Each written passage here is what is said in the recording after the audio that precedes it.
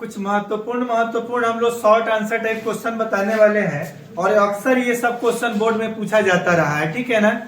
तो इस क्वेश्चन को आप फुली कंसंट्रेशन के साथ सुनेंगे, समझेंगे और संभव हो तो वीडियो को पॉज कर करके क्या करेंगे आप लोग लिख लेंगे, ठीक है। क्वेश्चन है आपका बेहद इंपॉर्टेंट है, ठीक है। What is transition element? What is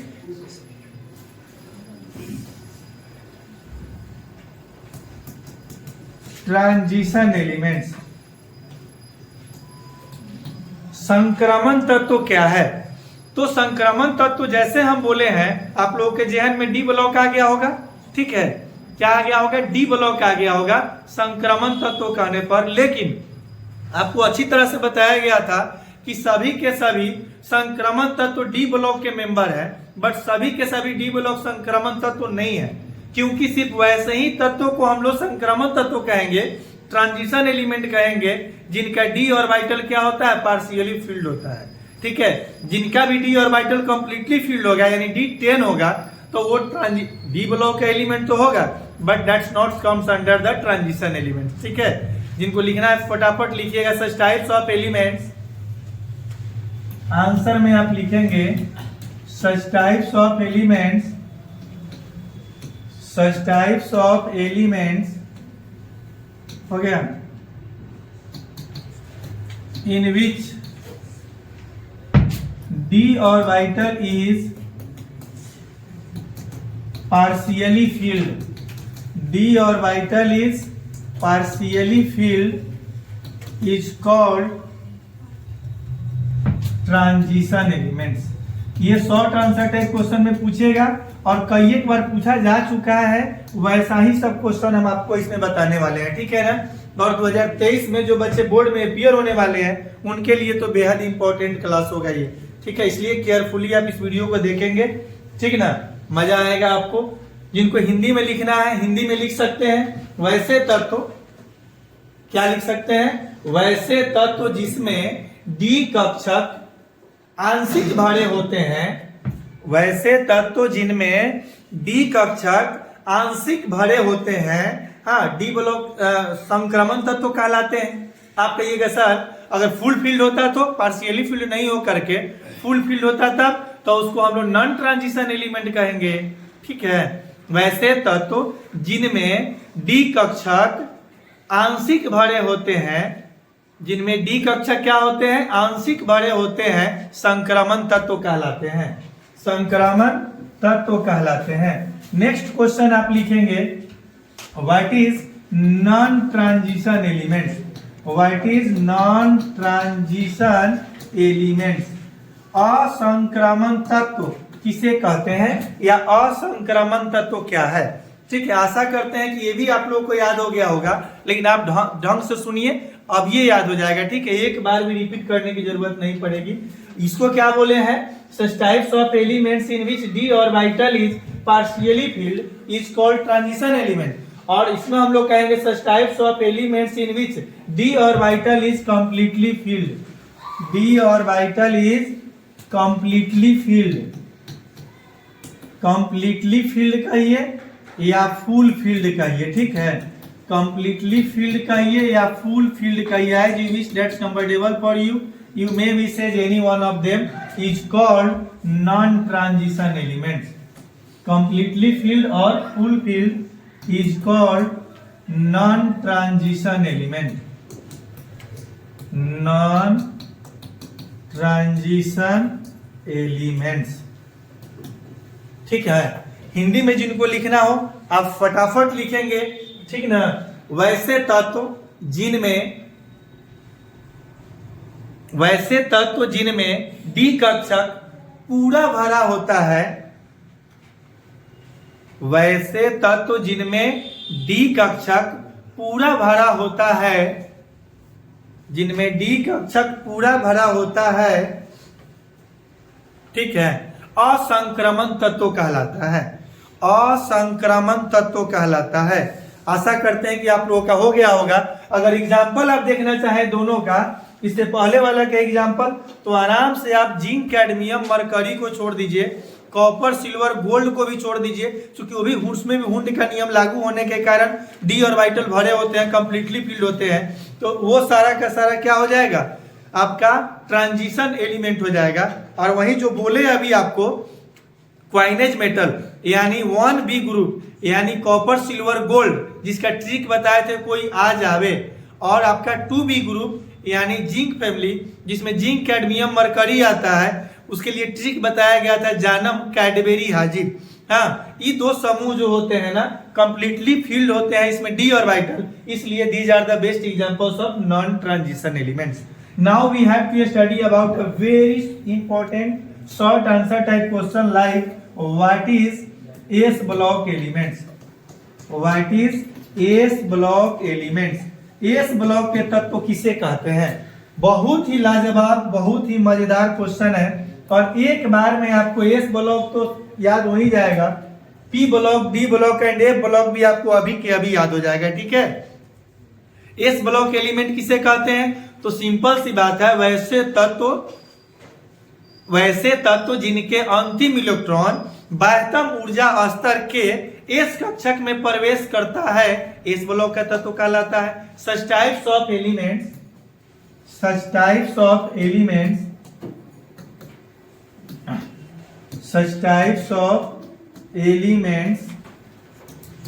in which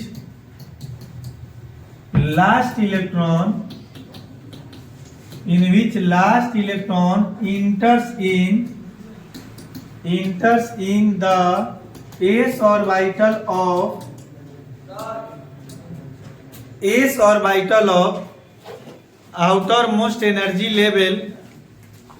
orbital of outermost energy level push करो नहीं। तो समझ गए, इसमें कुछ ऐसे भी लोग होते हैं जिनका किस्मत जो है ना जेठालाल की किस्मत से मैच करता है, ठीक है, तो होता है उसी तरह से अभी मेरा चल रहा है। हम बताना चाह रहे थे आप लोगों को what is s block element.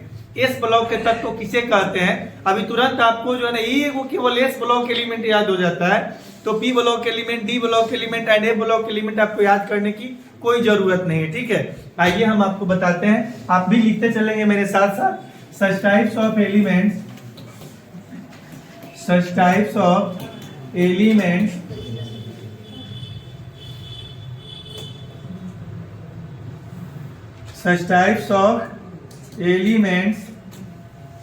in which last electron enters in the s orbital of outermost energy level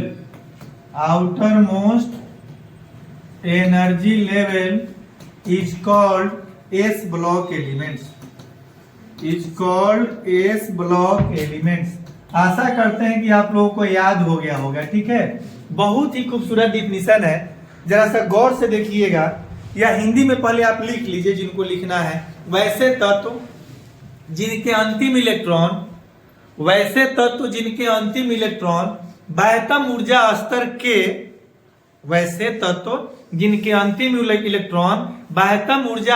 के एस कक्षक में प्रवेश करता है। वैसे तत्व जिनके अंतिम इलेक्ट्रॉन, आप कंसंट्रेशन से सुनते भी रहिए और लिखते भी रहिए गति के साथ, ताकि जो है आप लिखते रहे और आपको याद हो जाए लिखते लिखते ही। वैसे तत्व जिनके अंतिम इलेक्ट्रॉन बाह्यतम ऊर्जा स्तर के एस कक्षक में प्रवेश करता है, एस ब्लॉक के तत्व कहलाते हैं, ठीक है, एस ब्लॉक के तत्व कहलाते हैं। आशा करते हैं कि आप लोगों को याद हो गया होगा। अभी तक अगर आपको याद नहीं है तो आप बोर्ड पे देखिए, जरा सा हम आपको एग्जांपल से इसको समझाने का प्रयास कर रहे हैं। आशा करते हैं कि आपको बहुत ढंग से समझ में आएगा। मान लीजिए हम सोडियम को लेके चेक करना है, 118 एलिमेंट को चेक करके आप बता सकते हैं कि कौन से तत्व किस ब्लॉक के अंतर्गत आता है, क्योंकि पूरे आवर्त सारणी को सिर्फ और सिर्फ 4 भागों में बांटा गया है। कितने भागों में? 4 ब्लॉक में बांटा गया है इलेक्ट्रॉनिक कॉन्फ़िगरेशन के आधार पर। S block element, P block element, D block element and A block element. S block के अंतर्गत सिर्फ 2 ही समूह आते हैं। पता है एस ब्लॉक के अंतर्गत सिर्फ 2 समूह ही क्यों आते हैं? क्योंकि एस सबसेल में अधिकतम इलेक्ट्रॉन की संख्या 2 रहते हैं, इसीलिए 2 ब्लॉक है। एस के लिए 1 ऑर्बिटल, इसमें 2 इलेक्ट्रॉन रह सकते हैं। और पीवा में 6 इलेक्ट्रॉन होता है और पी के लिए 3 ऑर्बिटल होते हैं, इसमें 3 एक एक करके इलेक्ट्रॉन भरेगा, फिर जोड़ा बनाना प्रारंभ करेगा हुंस के नियम को फॉलो करते हुए ना। तो 6 इलेक्ट्रॉन रह सकता है पी सबसेल में, इसीलिए पी सबसेल के पास, इसलिए पी ब्लॉक के पास 6 समूह होते हैं। डी सबसेल के पास अधिकतम इलेक्ट्रॉन की संख्या रखने की क्षमता 10 होती है, इसीलिए इसके पास 10 समूह होता है, ठीक है। और एफ सबसेल में 14 इलेक्ट्रॉन रह सकता है, इसीलिए 14 तत्वों के 2 श्रेणी इसमें आते हैं, जिसमें पहलौठे जो श्रेणी होता है, पहली का श्रेणी, उसको 4f श्रेणी कहते हैं, या उसी को हम लोग लैंथेनवाइड सीरीज कहते हैं। लैंथेनवाइड सीरीज क्यों कहते हैं? क्योंकि ये जो है ना 4f सीरीज जो है, यानी एफ ब्लॉक का पहलिका श्रेणी जो है, हाँ, जिसमें 14 तत्व रहते हैं, उस लैंथेनम 57 जो पीरियड 6 में होते हैं, 6th पीरियड के लैंथेनम 57 के बाद के 14 को तत्व नीचे गया रहता है, इसलिए उसको लैंथेनवाइड्स या लैंथेनाइड सीरीज कहते हैं। और चूंकि 7th पीरियड के 89 नंबर जो तत्व होता है एक्टिनियम, उसके बाद 14 को नीचे गया रहता है, चूंकि एक्टिनियम के बाद नीचे 14 को गया रहता है, इसलिए उसको एक्टिनवाइड्स या एक्टिनाइड सीरीज कहा जाता है, ठीक है। 14 तत्व के 2 श्रेणी उसमें होते हैं, ठीक है। इस ब्लॉक के अंतर्गत जो है 2 समूह आते हैं। पी के अंतर्गत क्या होते हैं? 6, डी के अंतर्गत 10 समूह होते हैं, ठीक है ना। तो 10 और 6 16 2 18 ग्रुप होता है आवर्त सारणी मॉडर्न पीरियोडिक टेबल में। अब 118 एलिमेंट में प्रत्येक को आप चेक कर सकते हैं कि कौन से तत्व किस ब्लॉक से बिलोंग करता है, ठीक है। Then firstly we should be try to check the sodium atom, 1s2 6 3s1। अब देखिए वैसे तत्व जिनके अंतिम इलेक्ट्रॉन बाह्यतम ऊर्जा स्तर के, बाह्यतम ऊर्जा स्तर समझ रहे हैं ना, बाह्यतम कक्षा, आउटर मोस्ट ऑर्बिट, ये फर्स्ट ऑर्बिट है, ये और ये सेकेंड ऑर्बिट है, ये थर्ड ऑर्बिट है, तो बाह्यतम कक्षा तो थर्ड ऑर्बिट ही हुआ। तो वैसे तत्व जिनके अंतिम इलेक्ट्रॉन, और पहले का दूसरा का इलेक्ट्रॉन इसमें है, तीसरा का और चौथा का इसमें है, 5वां 6वां 7वां 8वां 9वां 10वां तक इसमें है, और 11वां इलेक्ट्रॉन आपका यहाँ है थर्ड ऑर्बिट में एस सबसेल में। तो वैसे तत्व जिनके अंतिम इलेक्ट्रॉन बाह्यतम ऊर्जा स्तर के एस सबसेल में प्रवेश करता है, तो ये एस ब्लॉक का तत्व होगा। पीवा में प्रवेश करेगा तो पी ब्लॉक का तत्व होगा, डीवा में प्रवेश करेगा तो डी ब्लॉक का तत्व होगा, और एफ सबसेल में प्रवेश करेगा तो एफ ब्लॉक का तत्व होगा। एक और एग्जाम्पल हम लोग देखेंगे, एग्जाम्पल अगर आप लोगों का हो गया है तो ठीक है, या फिर आप समझ गए, हम लोग आगे देखते हैं next question. What is P block elements? What is P block elements? ठीक है, पी ब्लॉक के तत्व क्या है, या what do you understand by P block elements? P block के तत्व से आप क्या समझते हैं, ठीक है। तो आइए पी ब्लॉक के तत्वों को हम लोग डिफाइन करते हैं, और आशा करते हैं जिनको एस ब्लॉक के तत्व का परिभाषा याद हो गया है, उनको पी ब्लॉक के तत्व का ही परिभाषा याद हो गया होगा। कैसे? तो वैसे तत्व जिनके अंतिम इलेक्ट्रॉन अभी जस्ट देखे हैं, वैसे तत्व जिनके अंतिम इलेक्ट्रॉन बाह्यतम ऊर्जा स्तर के एस उप कक्षा में प्रवेश करता है, एस ब्लॉक का तत्व कहलाता है। अब जहां एस लिखे हैं ना, वहां पी कर दीजिए, यवा को बैठा दीजिए ले आके यहाँ, ठीक है। वैसे तत्व जिनके अंतिम इलेक्ट्रॉन बाह्यतम ऊर्जा स्तर के पी कक्षक में प्रवेश करता है, पी ब्लॉक का तत्व कहलाता है। क्या कहलाएगा? पी ब्लॉक का तत्व कहलाता है, ठीक है। हिंदी वाले लोग लिखेंगे वैसे तत्व जिनके अंतिम इलेक्ट्रॉन बाह्यतम ऊर्जा स्तर के, वैसे तत्व जिनके अंतिम इलेक्ट्रॉन बाह्यतम ऊर्जा स्तर के पी कक्षक में प्रवेश करता है, पी ब्लॉक के तत्व कहलाते हैं। एक याद हो गया तो दोनों याद हो गया। such types of elements in which last electron enters in the p orbital of outermost energy level is called p block elements। आशा करते हैं कि आप लोग लिख भी लिए होंगे और आपको याद भी हो गया होगा। लिखना तो सेकेंडरी मैटर है, बट याद रखना, वो भी घर पे रट्टा नहीं मारना है, because you are the student of science. आप साइंस के स्टूडेंट है ना, साइंस के बच्चा हैं? साइंस के नहीं, आप तो बच्चा अपने मम्मी पापा के ही हो, लेकिन आप साइंस पढ़ने वाले स्टूडेंट हो, ठीक है। चलिए अब इसका भी एग्जांपल हम आपको बताते हैं ये, ठीक ना। अब P ही लेते हैं, फास्फोरस जो 15 नंबर पे होते हैं, 1s2 2s2 2p6 3s2 3p3। अंतिम इलेक्ट्रॉन पे देखिए, बाह्यतम ऊर्जा स्तर आपका ये थर्ड ऑर्बिट है। बाह्यतम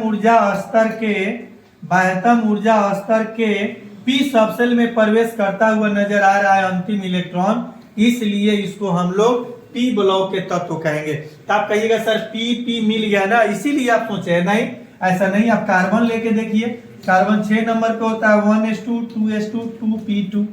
आप गौर कीजिए, अंतिम इलेक्ट्रॉन बाह्यतम ऊर्जा स्तर के p कक्षक में क्या कर रहा है, प्रवेश कर रहा है, तो इसको p ब्लॉक का तत्व कहेंगे, ठीक है। अब आगे हम लोग चलेंगे नेक्स्ट क्वेश्चन में और आपको बताएंगे what is D block elements. तेजी से आ जाइए, आशा करते हैं कि अधिकांश बच्चे को तो याद ही होगा, फिर भी हम जो है रिपीट कर दिए हैं इस बैच में, ताकि ज्यादा से ज्यादा बच्चों को इसका बेनिफिट मिल सके और एग्जाम में इस बेहद इंपॉर्टेंट रोल प्ले करता है, ठीक है। अब डी ब्लॉक एलिमेंट किसे कहते हैं, तो इसको अब हम डिफाइन करेंगे तो आप लोगों को लाज लगेगा। Such types of elements in which last electron enters in the d orbital of outermost energy level, हो गया, is called क्या, डी ब्लॉक एलिमेंट्स। हिंदी में क्या लिखेंगे, वैसे तत्व जिनके अंतिम इलेक्ट्रॉन बाह्यतम ऊर्जा स्तर के डी कक्षक में प्रवेश करता है, डी ब्लॉक का तत्व कहलाता है। आप कहेंगे सर इसका भी एग्जाम्पल बताया जाए, बहुत सिंपल है, सरल है, सहज है, आप चाह लेते तो खुद से हमको बता सकते थे, अब हमें बताने की आवश्यकता हमको तो महसूस नहीं हो रही है, लेकिन फिर भी बताना तो पड़ेगा, क्योंकि सब बच्चे एक टाइप के नहीं होते हैं, कुछ विचित्र मानव भी होते हैं। एक तो ये बच्चे जो है मेरे यहाँ भी तुरंत पहुंचेंगे, ये मानव रहित मानव है, ठीक है ना। ये इतने विचित्र हैं कि 2 साल में एक बार भी, अभी इन लोगों का लास्ट मोमेंट है, एक ऐसा दिन हो कि ये टाइम पे आए हो, ऐसा संभव उत्पन्न नहीं होता है, ठीक है। अभी तुरंत वो पहुंचेंगे, हाँ, तब तक हम लोग उनका बेसब्री से इंतजार करते हैं। आप स्कैंडियम देखो जरा सा, 21 नंबर पे बेचारा पाया जाता है। इसका कॉन्फ़िगरेशन करेंगे आप 1s2 2s2 2p6 3s2 3p6 4s2 3d1। लीजिए, अंतिम इलेक्ट्रॉन बाह्यतम ऊर्जा स्तर के डी कक्षक में प्रवेश करता हुआ मिला, इसलिए इसको डी ब्लॉक का तत्व कहेंगे। अब आप कहेंगे सर बाह्यतम कक्षक तो 4th ऑर्बिट है, तो वायु के प्रिंसिपल में आपको बताया गया था, वायु प्रिंसिपल में, कि 4s ऑर्बिटल का ऊर्जा जो है 3d की ऊर्जा से कम होता है और 3d का एनर्जी 4s से ज्यादा होता है, इसलिए इलेक्ट्रॉन पहले 4s में भर जाता है, तब ज्यादा ऊर्जा वाला में यानी 3d में बढ़ने जाता है। तो आउटर मोस्ट एनर्जी लेवल यहाँ ये हुआ, ठीक है। आशा करते हैं कि ये भी आपका गर्दा उड़ गया। अब हम लोग देखेंगे what is F block elements. क्या लिखेंगे हम लोग, what is F block elements. F block का तत्व क्या है, एफ ब्लॉक के तत्व से आप क्या समझते हैं, और आशा करते हैं कि हमसे पहले डिफिनेशन आपका तैयार होगा। Such types of elements in which last electron enters in the f orbital of outermost energy level is called f block elements. Is called f block elements. हो गया। वैसे तत्व जिनके अंतिम इलेक्ट्रॉन बाह्यतम ऊर्जा स्तर के एफ कक्षक में प्रवेश करता है, एफ ब्लॉक का तत्व कहलाता है। मजा आ गया होगा आपको। अब इसका आप सोच रहे होंगे सर इसका भी चलते चलते एक एग्जांपल बताते चलिए, तो डोंट माइंड, हाँ हम अपने जो है ना आपको बताएंगे, आप कहिए ना कहिए, हाँ हमको पता है कि आप बहुत अच्छे विद्यार्थी हैं। हाँ, सेरियम ये बेचारे 58 नंबर पे होते हैं। इनर्ट गैस के आधार पर भी आपको इलेक्ट्रॉनिक कॉन्फ़िगरेशन आता होगा, तो आप लिखेंगे इसके ठीक पहले वाला इनर्ट गैस सोचते हैं, तो जेनॉन जो बेचारा 54 नंबर पे होते हैं, यहाँ लिखेंगे 6s2, यहाँ लिखेंगे 5d1 और 4f1। चूंकि एफ ब्लॉक के एलिमेंट में लैंथेनाइड सीरीज का ही मेंबर है और लैंथेनाइड सीरीज का जनरल इलेक्ट्रॉनिक कॉन्फ़िगरेशन होता है 6s2 5d021 और 4f1 हाँ, ये आपको बताया जा चुका है बैच में।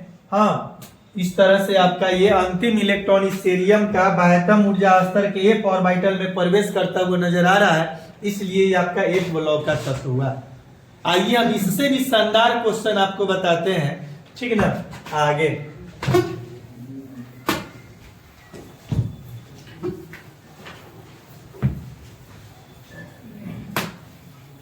लिखना, व्हाट इज सॉल्ट ब्रिज, लवण सेतु क्या है। व्हाट इज सॉल्ट ब्रिज नहीं ना हुआ है इस बैच में। What is salt bridge, what is salt bridge, लवण सेतु किसे कहते हैं या लवण सेतु क्या है। इलेक्ट्रोकेमिस्ट्री में आपने पढ़ा होगा बड़ा ही ढंग से, such types of U-type tube which connect the two glass beaker is called salt bridge। ना वैसे U टाइप का ट्यूब, उल्टा U टाइप का ट्यूब जो दो कांच के बर्तनों को जोड़ने का कार्य करता है, उसको हम लोग क्या कहते हैं, लवण सेतु कहते हैं। ठीक है, लवण सेतु कहते हैं, लवण सेतु कहते हैं। हाँ, कुछ लोग भी ऐसे होते हैं जो लवण सेतु की तरह कार्य करते हैं। इस धरती पे कुछ ऐसे भी मानव पाए जाते हैं ना, एक तरफ है घर वाली, एक तरफ बाई, दोनों को जोड़ के रखने का काम करता है ना। ये है आपका सॉल्ट ब्रिज, यू टाइप का ट्यूब है। ये नहु दिमाग लगाएगा, ये नहु दिमाग लगाएगा, और उसका मैनेजिंग क्षमता इतना अच्छा होता है कि दोनों में संतुलन बना के रखता है। समझ में आया।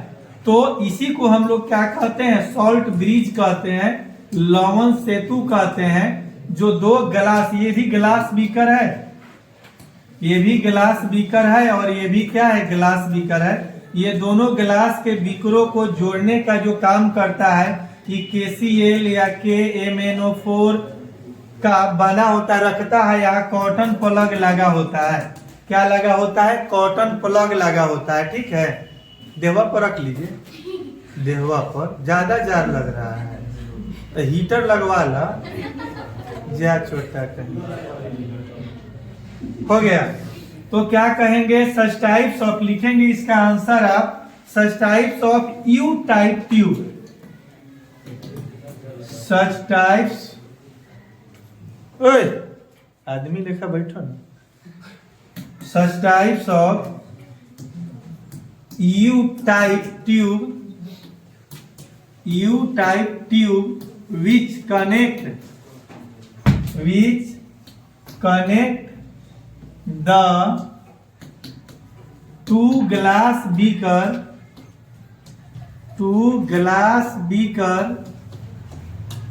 is called